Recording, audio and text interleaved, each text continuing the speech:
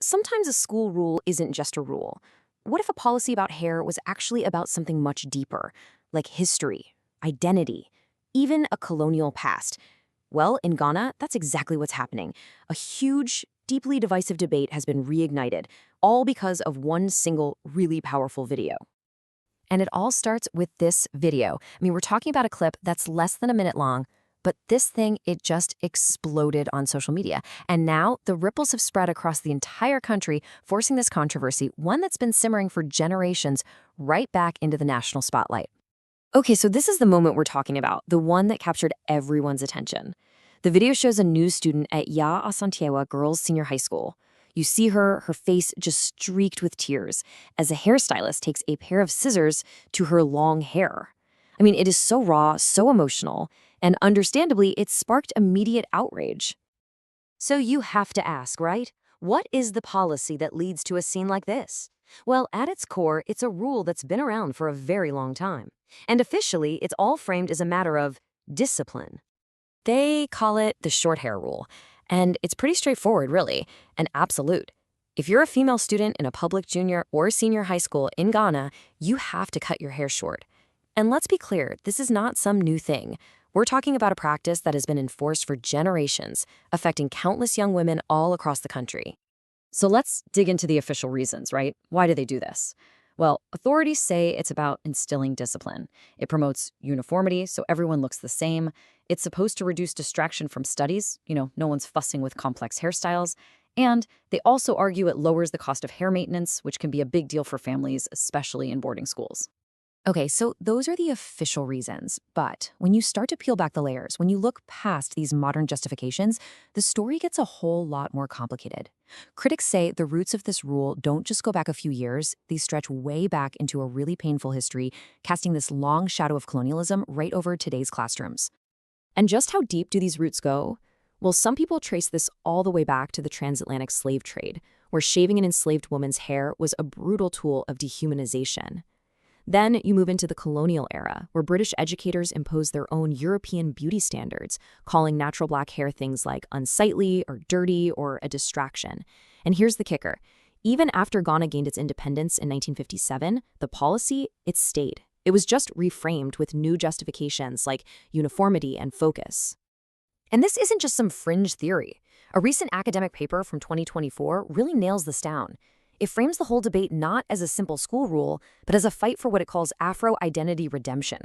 The argument is that this policy is still perpetuating the exact same Eurocentric beauty standards that independence was meant to get rid of.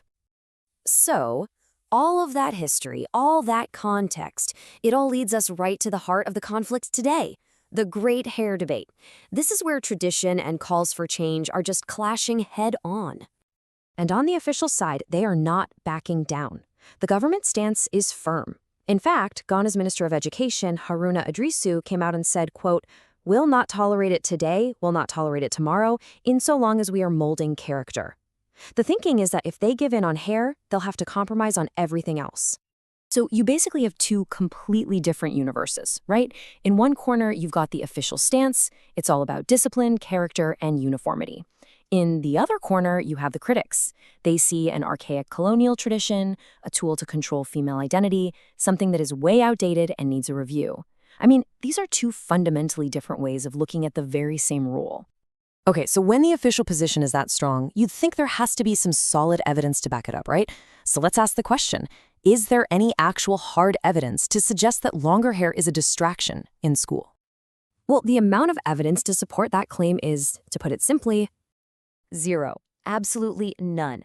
In fact, a 2018 study from Hamline University looked into this exact thing. They analyzed all sorts of dress codes, including policies about hair, and guess what they found? No link whatsoever between hair length and student attention or academic performance. This really pulls the rug out from under one of the main official arguments. And it's not just academics. People on the ground are looking around and asking some pretty common sense questions, like this one. In Nigeria, girls keep their hair through school, so why can't we do same? It's a great point. They're looking right next door at Nigeria, where students have long hair and things seem to be working just fine. It raises that simple question. If it works over there, why is it supposedly impossible in Ghana? So where does that leave this whole thing? Well, right now it's pretty much stuck. It's a stalemate. You've got this deeply ingrained tradition on one side and a growing call for change on the other, and it's totally unresolved. And even though that viral video created this huge firestorm online and really brought the issue out into the open, it hasn't actually led to any formal change. Not yet, anyway. The official policy is still firmly in place. But it's important to understand that people calling for change aren't asking for a total free-for-all. A lot of them are suggesting a middle ground. Like this public commentator who said, keep guidelines for neatness and hygiene, but allow natural hairstyles and cultural expression as long as they're tidy and practical. So it's not about abolishing rules entirely, it's about modernizing them. And that really gets to the heart of it, doesn't it? This whole debate, it's about so much more than just hair. It's about how a nation tries to balance its history with its future. It's about how it defines something like discipline for a whole new generation. And it leaves us with this one final, really important question to think about.